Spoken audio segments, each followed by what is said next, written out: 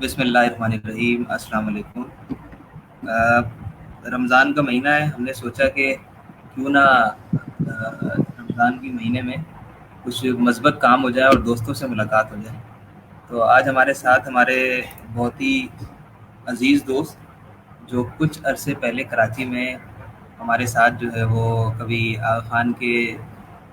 Garden میں بیٹھا کرتے تھے، کبھی کسی ہوٹل میں، کبھی کسی نکڑ میں، کبھی کسی چوک چوراہے میں، پتہ چلا کہ وہ اب سلطنت عثمانیہ کے دارالحکومت کہہ سکتے ہیں نا بھائی، سلطنت عثمانیہ ادھر صاحب۔ کیسے؟ دارالحکومت نہیں ہے لیکن سلطنت عثمانیہ تو کہہ سکتے ہیں۔ اچھا اچھا اچھا، تو پھر وہاں پہنچ گئے اور ہم ہاں تھوڑا سا آج کوشش کریں گے ان سے جانیں کہ ترکی کے اندر جو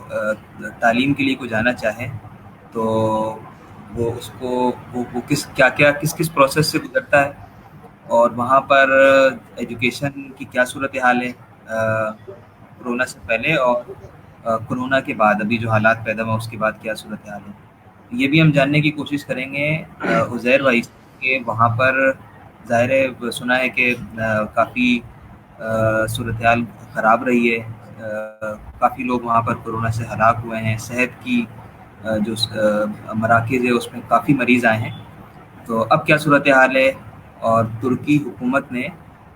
اس پینڈیمک سے نمٹنے کے لیے کیا اقدامات کیے ہیں، لوگوں سے ریلیٹڈ یعنی عوام سے ریلیٹڈ، معیشت سے ریلیٹڈ، اور اسی طرح جو ہے وہ کیا کہتے ہیں آئندہ جو آنے والے وقت ہیں اس سے متعلق۔ عزیر بھائی کیا حال ہے؟ عزیر بھائی کا تھوڑا سا میں تعارف کروا دوں۔ عزیر بھائی ماشاءاللہ کراچی یونیورسٹی سے انہوں نے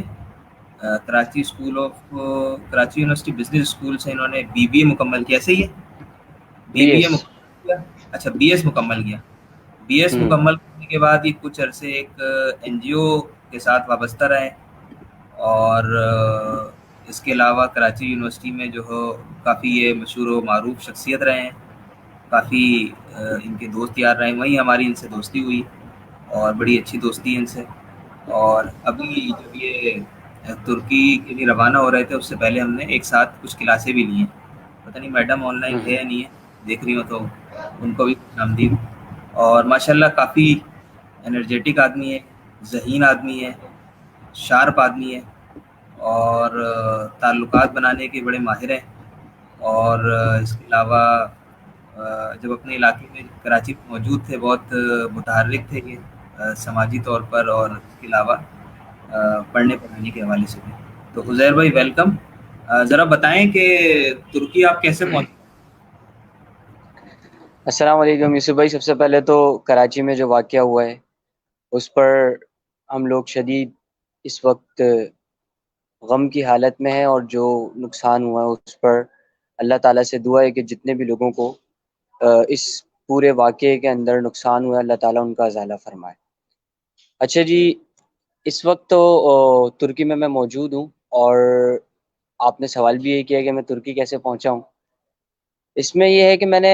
جب ترکی آنے کا جب میں نے فیصلہ کیا تھا تو اس میں 4 مہینے تک مسلسل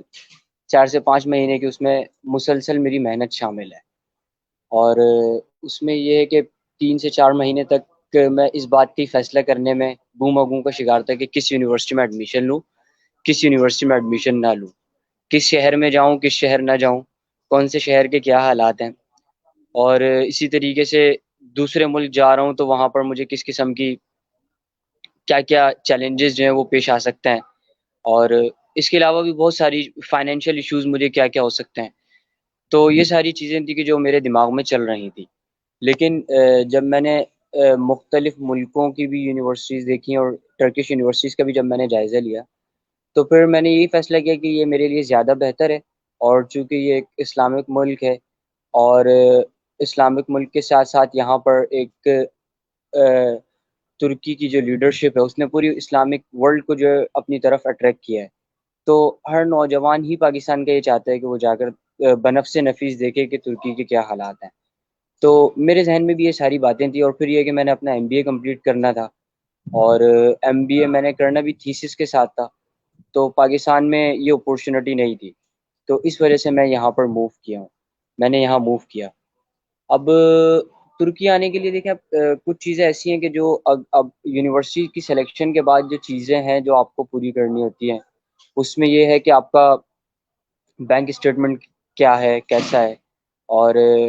اس میں دوسری چیز یہ ہوتی ہے کہ آپ کے جو ڈاکومنٹس ہیں یونیورسٹی کے، وہ آپ کو اپنے کمپلیٹ کرنے ہوتے ہیں جب آپ ویزے کے لیے اپلائی کر رہے ہوتے ہیں، کیونکہ یونیورسٹی کے تو ایڈمیشن ایزیلی ہو جاتے ہیں، لیکن اس کے بعد جو ویزا پروسیجر ہے اس کے اندر جو ہے وہ پرابلمز ہوتی ہیں. تو اگر آپ کسی اچھے کنسلٹنٹ کے پاس چلے جائیں جو یعنی آپ کو پیسے کمانے کے لیے صرف نہ بیٹھا ہو، بلکہ یہ ہے کہ آپ کو گائیڈ کرنے کے لیے بھی بیٹھا ہو، یا کوئی ایسا آپ کو جس کے ساتھ تعلق قائم ہو جائے کہ جس کو اچھی انفارمیشن ہے، تو یہ پروسیجر آپ کا بہت اسموتھلی ہو جاتا ہے.